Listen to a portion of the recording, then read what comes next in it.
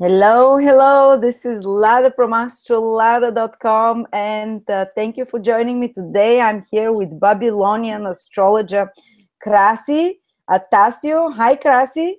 Hi, Lada. Hi.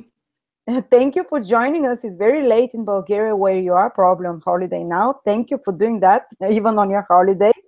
And we have a really interesting topic that Krasi will talk to us about. Recently, more and more Babylonian clays have been translated with ancient omens, astrological omens. Are they only astrological, or also others? How to read omens and what they mean for the future? Yes, they are not only astrological. Actually, in ancient Mesopotamia, almost everything was an omen because the people were very superstitious, and there is a reason for that. Even I can tell you a funny example that they would polish their houses with mud, you can imagine, and because of the sun, the mud would get cracked, you can imagine how, and they would read the images that would appear on the mud, on the walls. Good. Just like, so, wow, I can imagine, yeah. So everything was an omen. Everything was omen. But everything is interconnected.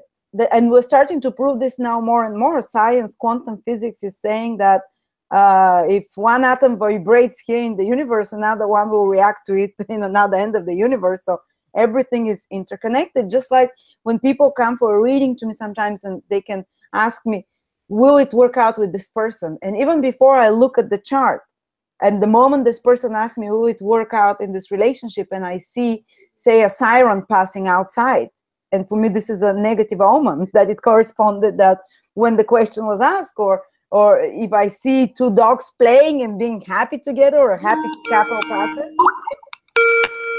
Yes. Oh, is that from? And for me, you sometimes don't even need to know astrology to read omens. Yes. The idea of the omens was, you know, the basic rule of Hermes, the Hermetic rule, that what above, so same is below. So what is happening on the sky simultaneously, it is happening with us. So this is basically the idea of the omens. And it makes sense, but in the past people would understand it better than we do. We would use our intuition more, and I think that they used their knowledge more. Observations, yeah. Observations, indeed. Yeah. In order to observe the sky and to practically analyze the omens, they developed first what we know now. This is the Babylonian astrolabe. This is a circle map divided in 12 equal parts, you know, like the zodiac, like the months, actually, the lunar months. Then it was divided according to the horizon paths into 3 paths. It was the path of air on the north, the path of An on the middle, and then the path of Enlil on the south. And then there they would distribute 36 stars according to these 12 places of the lunar months. And this astrolabe is useful now also. I do use it for when analyzing the eclipses, and it was used especially for analyzing different sky phenomena like eclipses, like every position of the 7 planets, the meaning of it. So they would really have maps and bases which they used in order to analyze the omens. So those 3 paths that you're talking, this is like looking on the eastern horizon. They're like, one comes to when the sun rises more in the summer to the north, the other one is in the middle, probably in the middle seasons like spring and autumn, and the other one was for the winter when the sun rises most to the south, isn't it? Makes sense, yes. Yeah, so they would, depending where the sun is rising and what stars it is with when it rises, or when the moon rises there, or any planets, what stars it is, and then it will have a different meaning. Okay, I see. Everything would matter. Then they would divide the zodiac into, you know, these 12 equal parts, each one of 2,5 degrees. And then Dodecatemoria, and then depending, for example, in which exactly Dodecatemoria the eclipse would take place, this would give already a meaning of the eclipse, what the eclipse would bring us. This is still useful now. We can really use the same sources, and it works. Yeah, I guess we're rediscovering this knowledge was lost for a long time, and it started being translated recently, isn't it? And you were the private student of one of those scholars, Roman, scholars, yes, who was translating the clays from ancient Akkadian or Babylonian or Sumerian. I'm not Sumerian. True, yes. Mm-hmm. So you're rediscovering secrets that were lost to humanity. Oh, it's so interesting.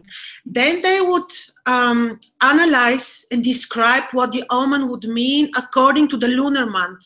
For example, if it would happen in the Nisan month, it would be linked to certain country. Then if it would happen in certain lunar day, then the color of the moon would matter, the shadows, everything, which part of the moon, yes, the clouds, which part of the moon is shadowed first would matter. Then this particular country will have certain influence based on this. So everything would matter. Wow. So now we can't really make predictions then before we see and observe, say, a solar eclipse or a lunar eclipse. We can make some predictions based on where it's going to happen. But to see the actual, we need to see the actual way the shadow falls and the halo and the clouds in order to be able to make predictions, exact predictions for the next 3 years in which countries it's going to affect. Very true. Now, for example, the total solar eclipse, which is happening now on the 21st of August over America, you know, the shadows, unfortunately, will go over America.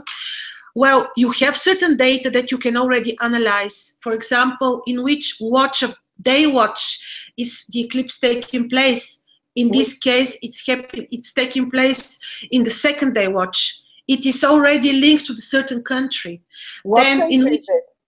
Yeah, well, China, it was ancient Elam, which probably, it's not really very certain, but we think it's linked to Iran and China. So you think something serious will be happening there? Because the eclipses always show like serious crisis that happens. Yes, I think so. I think so. But I also think that America will have certain not very happy influence as a result of the eclipse, the total solar eclipse. Because we're seeing it here in America, throughout the whole of America. Yeah, you can see on the website of NASA, for example, they're showing how the eclipse exactly will cover the whole North America. It's almost like cuts it in two, diagonal. Yes, exactly. You know, when there was the last big solar eclipse over the whole of America, from one side to the other, was the war between the South and the North. Oh, see. Yeah. Oh, see. Yeah. See. That was exactly the year when it started. So I hope it's not a civil war or something, but it might be like something for the, what do you think might happen? Something for the government? Or? The wars do have another manifestation right now. It's not the war that we know. Yeah, not bloody with guns and, well. Yes, I hope so. But you see, it's happening on a very bad place in the horoscope of Donald Trump. Because it's on his ascendant. And in Regulus, you know, Regulus is one of the 4 fixed stars. It's in the heart of Leo. And the lion, the figure of the lion is significator of the power of the king. And when it's happening on his ascendant and on the meridian of America. Oh, the meridian is there? Okay. Wow. Yeah, it's quite... Well, I am not sure that this will be. I don't expect like the wars that we know, but it won't be an easy thing to follow up after this eclipse. Oh, do you think, well, financially, do you think America might have difficulties? What do we do with our savings? Probably, you see, if the political system will suffer, the results will always have financial implication. You cannot have it without it. It just cannot remain only political. Wow. Yes, you're right. Yeah, they're interconnected. And people are saying that we're probably on the verge of another kind of crisis, because prices, it looks like everything is perfect. The markets have never been better. And they're saying it's artificially inflated again, but who knows? You know, I don't know how to do world predictions. You guys with the Babylonian astrology, you're much more precise and correct about that. But for example, can you give us some examples of omens? Like example of omen. Yeah, this will be very recent and will be very applicable. Exactly this omen now of the total solar eclipse. Now you see it's happening in the month of, I think, Adar, which is responding to France. It was a cut on the map of the ancient map, but now it will be France. Leo is significating France. I don't know, but somehow France is linked to Leo. Yeah. So somehow in Europe, France might feel some bad repercussions. Yes. Then you see exactly in which lunar month it's happening. And it shows already direct link to Iran and China. Then in which watch it's happening. Then you use the Astrolab, and you see that it's happening in the Dodecatemoria of Virgo. And when I read exactly what the ancients said on the Astrolab, translated by Roman Kolev, the ancients said that the land will give rich production. The land, but if there is war is possible, they say. Oh my God! So it gives the land rich production, but war can happen as well. Yeah. See, sounds like contradiction, but it's not. No, it's not. The land is connected to, it's independent. The war is human doing. It's not nature. Yes. Then if we continue, I'm just giving you some points. I made full analysis. I think it's on your website. Yes, there is a full video for the eclipse on Krasi Astrolada did that, so you can check it out. Predictions for the 2017 big eclipse. What they say about the timing, this is very important, because it's happening in the middle day watch. You divide the day from sunrise to sunset into 3 equal parts. Yes. And you see in which part the eclipse is taking place. It is happening in the middle day watch. They say that if it's happening in the middle day watch, and if it's a solar eclipse, it can take a while until we experience, the effects. So it's not going to be falling apart within the first month. No, certainly not. It can take 6 months to 1 year even. Oh yeah, they even say 3 years an eclipse has an impact. Could be.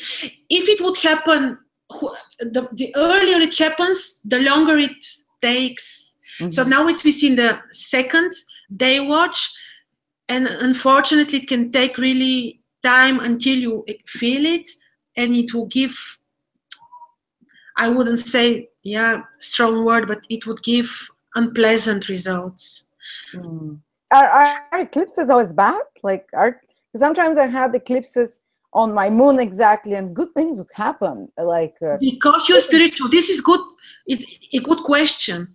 I believe that if we're good, if we're spiritual, if we pray, if we really connect to God, I believe we can soften everything, or at least we can get some help for sure. Mm-hmm. Mm-hmm. But it's like for me, it was always corresponds to big events, sometimes with deaths in the family, but sometimes with conceptions of children and marriages and divorces as well, like the big life points, like the big markers in life. Somehow eclipse would often trigger one of those things. Important points in your horoscope. Oh yeah. But it's always kind of shocking to the system, even if it's a good thing, like a child, or like it's always a bit, it's like a crisis, because there's a new thing that's happening in your life, everything is experienced as a crisis by the human body. But anyway, carry on. Sorry, I don't want to interrupt. There was another way they would analyze the eclipses. You know now the tropical zodiac, which most of the modern astrologers, the Western astrologers use. In the past, they would use also tropical zodiac, but it would look different. It would be divided into 12 equal parts, each one of 30 degrees. And these were not zodiacal signs, these were ideal lunar months. Uh-huh. And I think in Israel they do that. I used to go to I don't know. Kabbalah. Yeah, they do this, the lunar months that corresponds to the sign. Sorry.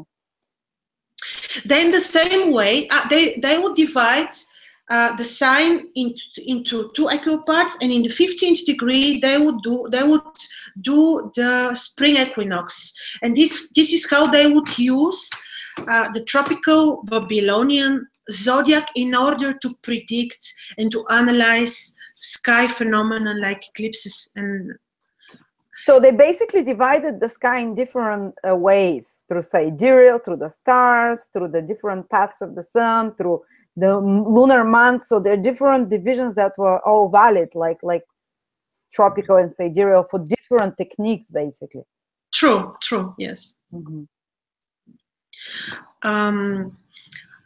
The thing is that even if all these techniques work, it's always good to be connected with the sky. It's always good to look, really, not to lose the connection. In the past, in the temples, you know, the people would have the astrologer, which was a priest, would have, you know, this very high tower in the middle of the temple, and they would watch the sky, not being afraid of eclipses. Every day and night they would stay and watch the sky and note and observe. And this is something that unfortunately we lost, and we still... Yeah, we only use softwares nowadays. You can combine. Yeah, but you personally, I hear that you wake up and you wait for the first visibility of a planet so you can observe the omens around it and what it means for this, what this planet rules. I remember when I met Rumen Kolev in Bulgaria, and he said, let's go on top of the building. You know, he's like this Yes. genius. And he said, let's go on top of the building and observe the first rising of, he was waiting for Venus to appear. Yes. It was late with 40 days. And he said, was it 4 days or 40 days? He said, this is so late. And that was just before the economic crisis happened. And he said, there'll be a crisis. Venus rules resources and money or something. And he said, Venus was late. For the next 4 years, there'll be economic crisis. And this is what happened. And I remember being with him there when we were waiting for Venus, and it was not coming, you know. And I guess you've done that a lot with him, haven't you? Oh, a lot, with some scary moments in the top of the hill at night. On the top of the hill at night, you watch this. People think you are perverts or something. Going on the hill. People would think we're crazy. Yes. Late at night astrologers. What can we do? That's our job. You see, in the past, in ancient Mesopotamia, the astrology was a royal art, you know. It was used only for the benefit of the kings. The common people would not really benefit. I think with the Greeks or late Babylon, and also mainly with the Greeks, the horoscopic astrology was introduced for the people to make their own birth chart analysis and horoscopes. In the past, there was a team of scholars around every king, and they would work only for him, and they would give him prescriptions on what to do, how to avoid certain omena, or everything. And everything, the life was linked to astrology. Oh, was there a way you can soften some difficult influences, like with special precious stones or something like that? Very much, yes, certainly. For example, you can see the crowns of the kings. You see all these stones around. This is not for beauty. Not for show off. Yeah.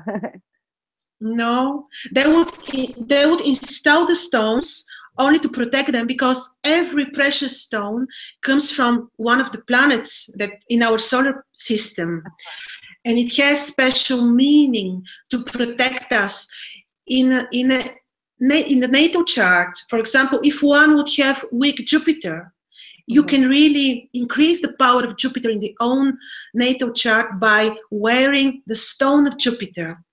Oh, okay. Wouldn't that increase the negative influence of Jupiter if Jupiter is weak in the chart? Or it's the opposite? No. In the ancient astrology, the benefic planets like Jupiter and Venus cannot harm you. They're always benefics.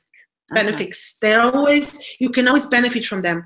If Jupiter is weak and you increase him when you make special ritual with the right herb of Jupiter, with the right time. Yeah, exactly. At the hour of Jupiter, when Jupiter is strong in the sky, so you capture the energies of the Jupiter. Yeah, that's how you were making talismans, and they sometimes would have to wait for 12 years for Jupiter to be in a strong position to make this talisman, and Jupiter would be there for 1 hour only. So they would really make a strong Jupiter talisman. True. You know, Aldebaran, the first most powerful fixed star, the royal star Aldebaran, which is believed to give money and good luck, was for 3 years afflicted by Saturn. So for 3 years, we couldn't make any talisman for money and luck linked to Aldebaran because it was afflicted. Oh my God, when was that? When Saturn was opposing it? Yeah, exactly. It was afflicted for almost 3 years. Oh, so even if it was quite big range, like Saturn was sometimes 15 degrees away, you shouldn't do, yeah. So you see, for 3 years, if you want to make a talisman Aldebaran, which is in the horn of the Taurus, Aldebaran. Oh, was it exactly the Taurus? 15 degree, yeah. Yeah, so it was like in the Bull constellation, which is about wealth. And wow. Do you make talisman, Krasi? Do you know how to do that? I do. Yes, I do. It's great knowledge, and it's big fun to make talismans, and it's very helpful. Wow. So if you were born 200 years ago, you'd be killed, you know. You'd be burnt on the stake. Like a witch. With your red hair as well, you're the devil's bride or something, yeah. Like the witch, yes. Yeah, absolutely. That's what they were probably doing. They were trying to help others, and they were called witches and Satan's spawn. No. See, in the past, the talismans, the precious stones, were made not for beauty. They were made to protect people, to help, to benefit, to increase the luck, to be healthier, happier, name it. Not to show off your diamonds on a bracelet to impress at a dinner. Certainly not. Your friends yeah, and actually some stones can harm you, isn't it?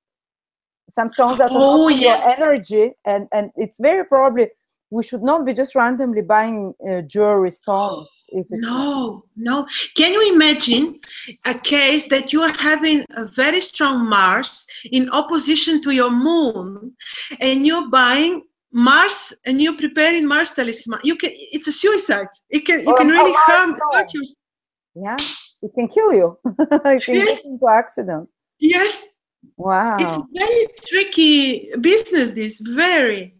Can you tell us just the stones of each planet? So at least the good planets. Yes, certainly. Now, Jupiter is having the yellow sapphire. It's a beautiful stone. And in order to protect you, it needs to be minimum 2 carats. Then, in order to make a good talisman, you combine it with ritual and with the right herb. Then, Venus is having the pink stones. You know, the pink quartz. Rose quartz, yeah. Yes, yeah, rose quartz. Is more affordable because sapphires are very expensive. Indeed. But it's a very powerful stone. Very, very powerful stone. And by the way, the stones should not be hurt with chemicals or temperature influence. They should be natural as you take them from the mine, only polished.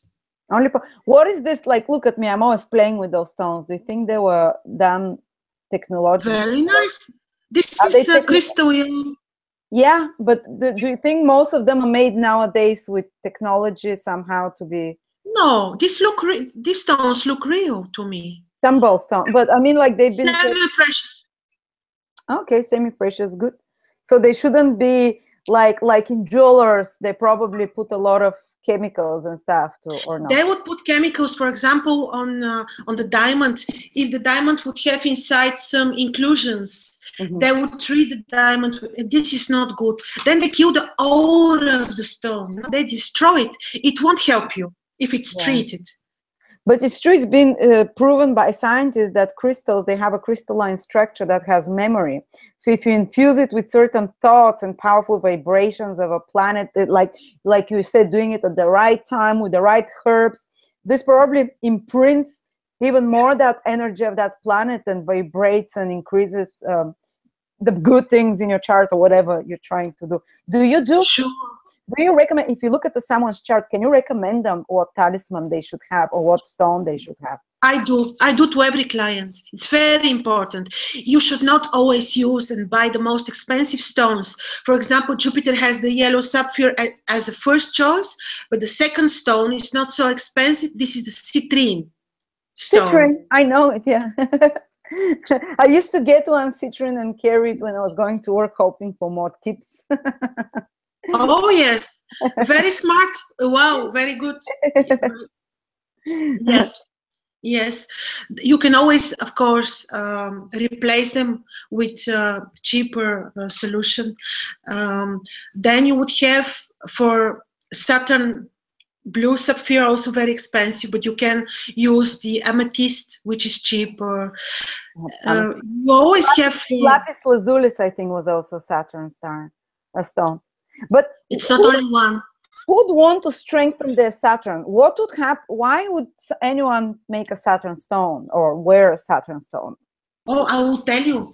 Saturn, every planet has certain same vibrations and sends the same vibrations to everyone. It's up to us, to our own spiritual level, own vibration, which once we will accept, understand, subtract, you know. Whether the higher vibration of the planet or the lower, yeah. Like Saturn lower is suffering, pain, resentment, you know, poverty. And the higher vibration? Well, then this can give you rise at work, can give you wise... patience and wisdom. Wisdom can give you interest towards esoteric understanding of esoteric occult knowledge. This is all Saturn. Yeah, because it's the deep thinker, the one that that goes introverted deep inside of things. If you miss organization, if you miss understanding of detail, discipline, then you should wear Saturn stone. Some stones you do not wear always. You can wear them in a certain moment when you need to show wisdom or when you need to be very organized. Then you could wear Saturn stone. Not always. The malefic stones is better not always to wear. Yeah, yeah. Oh, imagine if you're constantly in a serious state of mind. No. You wouldn't want. So if and usually you'd wear it if you have a weak Saturn, or if you need more of that discipline. In both cases. Yeah. Yes, I would say when you see that the person cannot be disciplined, cannot get good development towards certain profession, cannot reach certain goal, then you could recommend Saturn stone, but really not forever, only for the period. Oh, just like having a Saturn transit, you can't wait for it to be over. Yes, exactly. It could become too strong, and this is really very fine decision analysis that you have to make in order to recommend the right stone. Same with Mars. Tell us about Mars. When would you recommend? Coral. You know, the red stones are of Mars.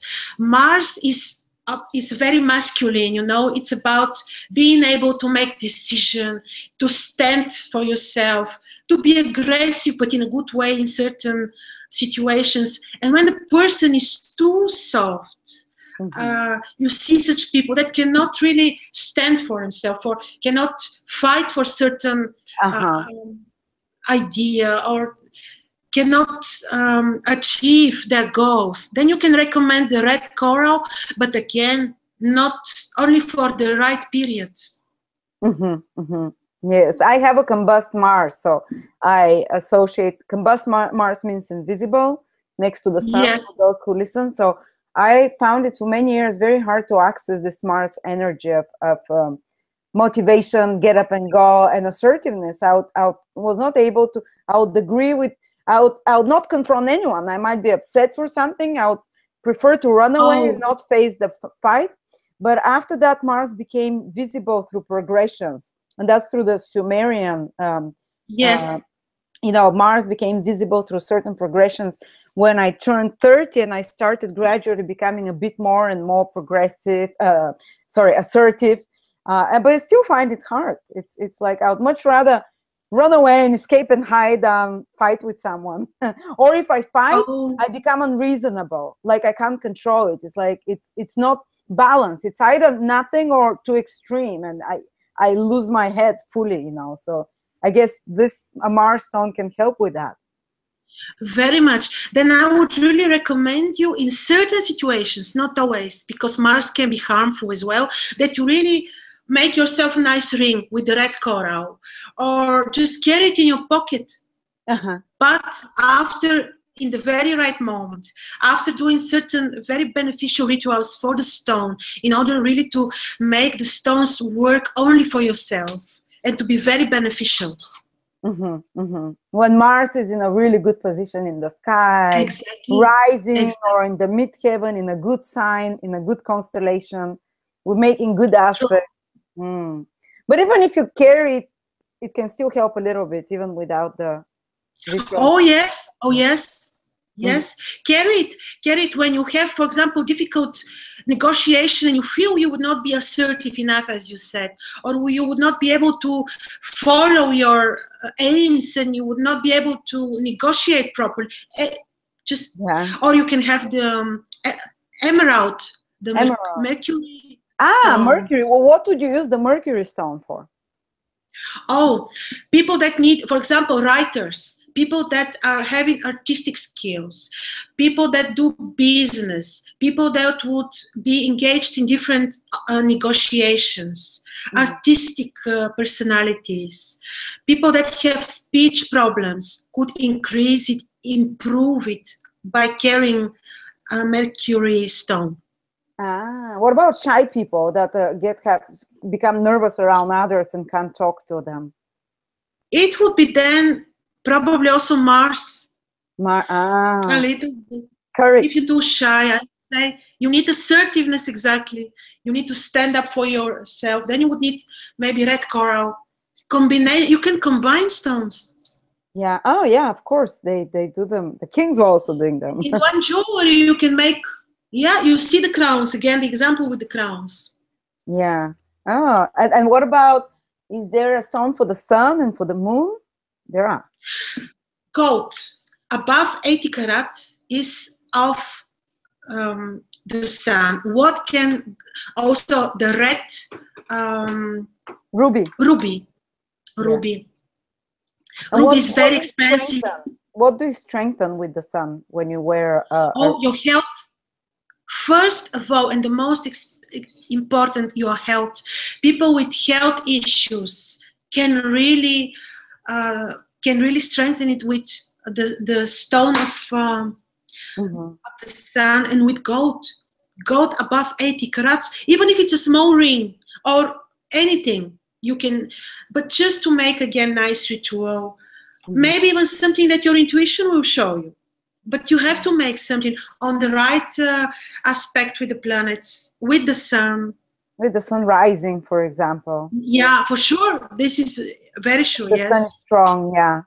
And the sun, well, the sun gives life, so this is, you know. But what about moon? What do you use the moon for? The moon is very mystic, you know. The moon is, yes, also your body, your soul. It will strengthen your body for sure, and the organs which are signified by the moon. And the pearl, but the natural pearl is what the moon loves. If you want to increase your intuition, very good to have pearl. Very good. You can combine it with silver or only pearl, but you will lose it if it's only pearl. You have to carry it somehow. Yeah. For sure, it will give you stronger intuition. For sure, it will make you more mystical and will strengthen your body, for sure. What about motherhood and parenthood, the moon? Is it also, of course. Like I remember for some reason I just started buying those pearls before I got pregnant and while I was pregnant. See? Very intuitive. You're very intuitive. It's very good. Yes. Yeah, I didn't know why, but my husband would also buy me pearls all the time, like natural pearls, and I'm like, okay, I'll wear them. God is providing for me, so I'm sure I need that. It has a calming influence. Wear them. Yeah. Wear them always. This is very good. Pearls are always, this can never cause you any troubles. It's always, almost always good. Yeah. Okay, because they're very soft, gentle energy, and yeah. Exactly. We have to be careful with the Mars and Saturn stones. Yeah. What if you want to be more beautiful? What if you don't feel loved and beautiful? Venus stone. Oh, Venus. It would be the pink, or you said the pink quartz? Pink quartz. Rose quartz, yes. we call it. Yeah. Rose quartz. Rose diamond, but this would be very expensive and rare to find. But I'm just mentioning it. Yeah. Well, they probably are not so expensive in reality, but they're controlling the price there. I'm sure. Yes, and would be treated with chemicals or high temperatures. Then you can still, then you will not be able to benefit from the stone. And the stone has to touch your skin.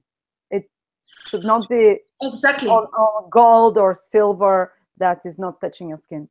It has to touch your skin. Yes, indeed.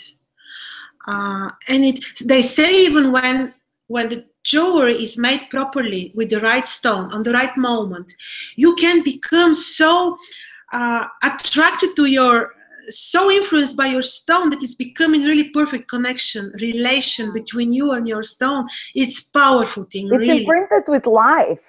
Does it wear off with time, this imprint? No. Even it is exchangeable relation between you and your stone. It's forever. Can you imprint stones with black magic and negative? Like say make it during really difficult aspects in the sky, and say Saturn, Mars, something, you know, with conjunction with evil stars, and throw it in someone's house and probably see them going sick and ill. And yeah, I you know, everything is having, you know, the two sides, yin, yang, plus, minus. So certainly, unfortunately, it's possible. But that's why this knowledge is not given to absolutely everyone. You need to find it and understand it. And it will come back to you if you do such things. To be honest, this in Eastern Europe, or where we're coming from, it's very popular, especially if you're in love with someone, to do to go to someone who can do that and do some black magic on them, to break them with their wife or with their, you know, or if you're having a feud with someone. And it's happened quite often in Bulgaria. You're familiar with that, Krasi, because you're there. Unfortunately. It's always the person who orders it, sooner or later it comes worse to him. It does affect the other person, but if the other person is very kind, good person, it bounces off them. It might still affect them for a few months to feel down, but if you're not protected, if you're not positive person, spiritual, it can ruin your life. Such a black magic that, you know, this is energy imprinted on an object, and this object is directed, thrown in your house or something like that. Or I guess it works the same way with the stones. But don't forget what is happening with the one that is making the black magic. I don't want to even think about it. That will be his karma. His life will be ruined because he will be responsible for his deeds. I knew someone who did it, and she went mad. She was doing it from around She was ordering it from Asia, even really powerful black magics towards men she was targeting, and she really went mentally crazy. She would break down every year, and it's almost like this energy was coming back to her, and a lot of health problems. She could never have children. She could never have a partner happy. But but it would work on those other people as well that she was directing it. But sooner or later, it would come back to her. But but even such people, I believe they've been hurt somehow as children, and there is a reason why they're doing that. Maybe it's a very ignorant reason, and but I wouldn't hate them for that, but still, it's intentional evil. Anyway, sorry. Let's get back to the Babylonian omens. Yes. Give us some interesting examples of omens again. Example.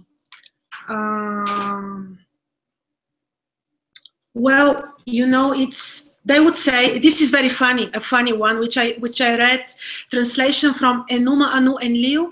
These are tablets. I think there were more than 70 tablets. Only 30 are translated.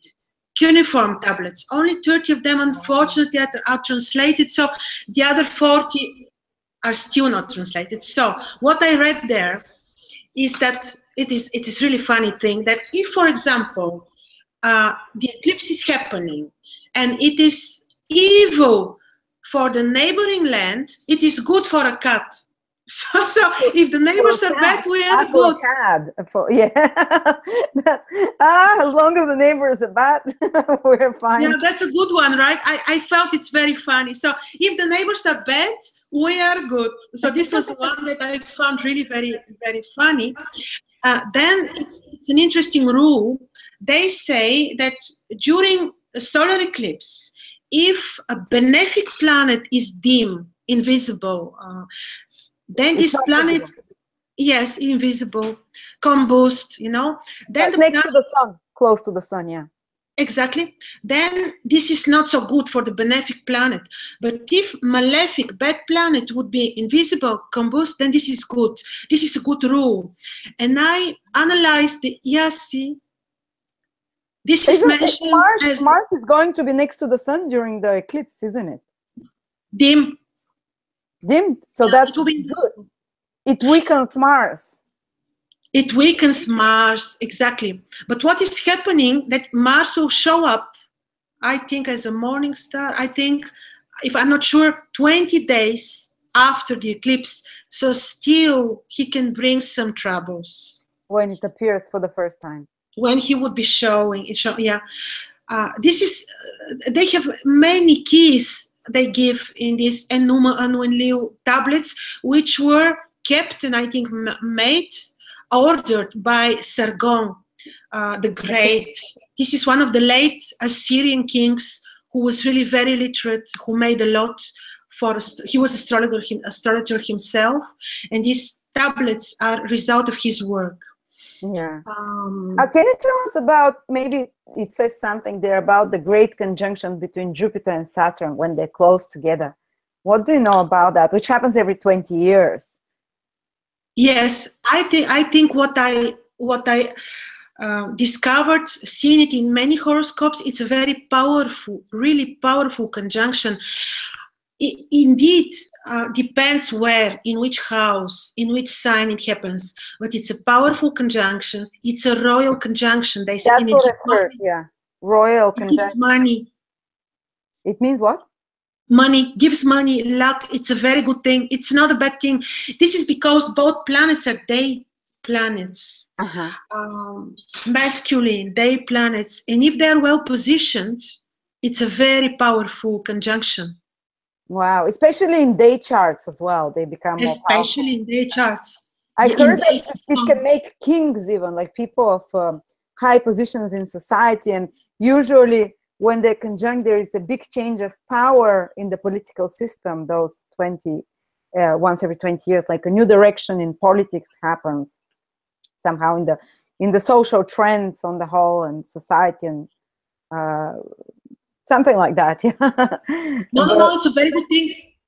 Yeah, and I've heard also that it's called the wise, like the Rosicrucian conjunction, which creates, when it's in the right place in the horoscope, it can create people of wisdom, deep wisdom. Yeah. And there will be soon one. I'm interested, maybe we should do another video for you to tell us for the next Jupiter-Saturn conjunction, which will be happening in the constellation of Capricorn, what your predictions will be, because it will be a big one. Oh, it will be powerful conjunction, because you know, you have Antares there, and Capricorn, sorry, Scorpio is still in my mind because Saturn is now in Scorpio, excuse me. No. Oh yeah, it will be, Capricorn is also very powerful sign. It will be a very interesting conjunction indeed. Something to do with governments again, because Capricorn. Oh, for sure, power, Saturn, of course. Yeah. Also, you know what is very interesting, what I saw in the omens, is that when you analyze, for example, the chart of the equinoxes, now the spring equinox, which gives idea how the year would look like, it is linked to the omens, because this was your question.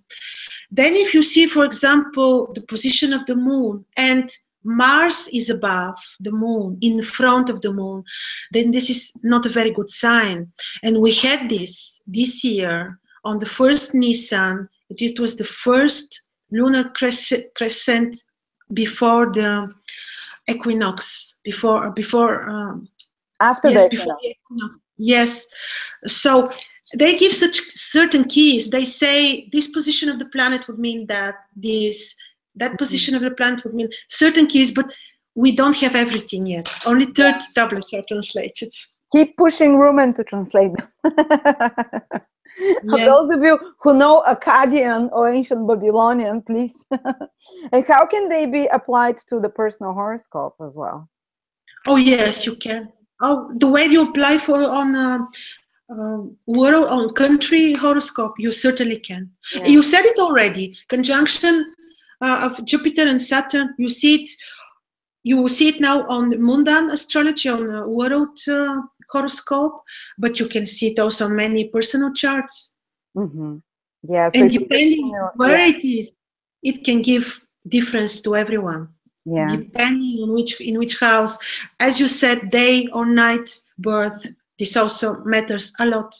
Yeah, I remember sometimes those omens are pretty literal and very clear, like when Saturn is passing, they called it something else back then, Saturn, but like the Black Crow or whatever they called it, is passing over the constellation of Taurus, cows will get sick and die.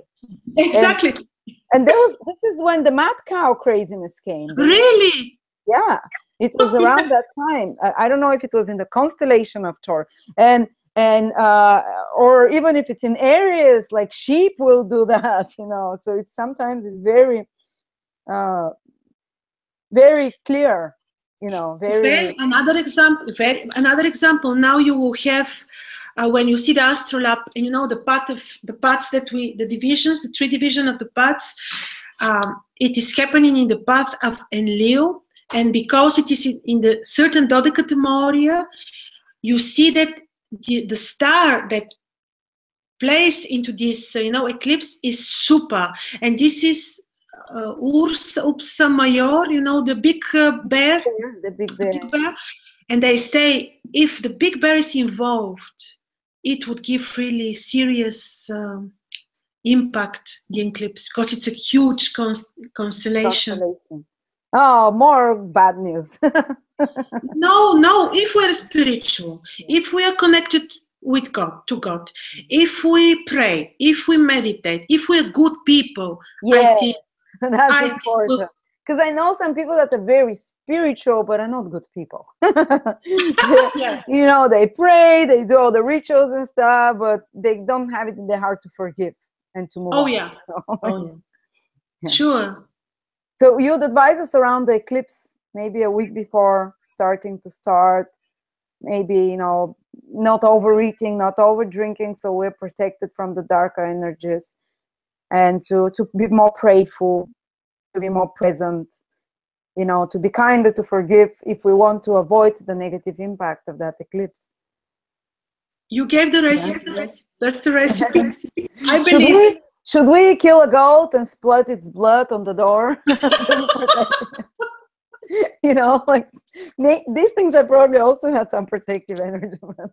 Yeah, nowadays I think it's a lot here in the heart. Yes. Well, thank you so much, Krasi. It was great discussion. Guys, if you want a reading with Krasi, you can check out her. And this will be ancient Babylonian reading. This will be reading using ancient rules and the sidereal fixed zodiac. So, for example, I'll be Piscean. I'll be the fishes there. I'm not going to be Aries. And it's very different. It will give you a very different perspective, a deeper perspective with old rules as well. Krasi, you do not only Babylonian, but also the what other astrologers did you know? I do mainly Babylonian. Yes, Mesopotamian astrology is my favorite. Yeah, wonderful. So, and you look at the fixed stars and what fixed stars is prominent in the horoscope of a person and what this signifies for their life, for their path. And this is observable astrology, guys. This is what you see. What star was rising when you were born? If it was a star in the constellation of Dolphin, you might be a great swimmer. It's as clear as that sometimes, isn't it? It's like, oh, yes, pictures translated into your life. Or if it's a Leo, you might look like a lion. Like I've noticed in the face of people, they can have like a lion features and orange mane of a hair. So sometimes it's very kind of. Yes. Anyway, so thank you so much, Krasi. It was a pleasure. Thank you. And Krasi does great articles. Hope you send me some articles soon with predictions and forecasts, and we'll publish them on my Facebook so you can read them. I really enjoy them, using the ancient omens of Babylon, but for current predictions. Yes, I will, with pleasure. Thank you, Krasi. Have a you. great night. Thank you for being with us, and we'll see you soon. Again. Thank you. Bye-bye.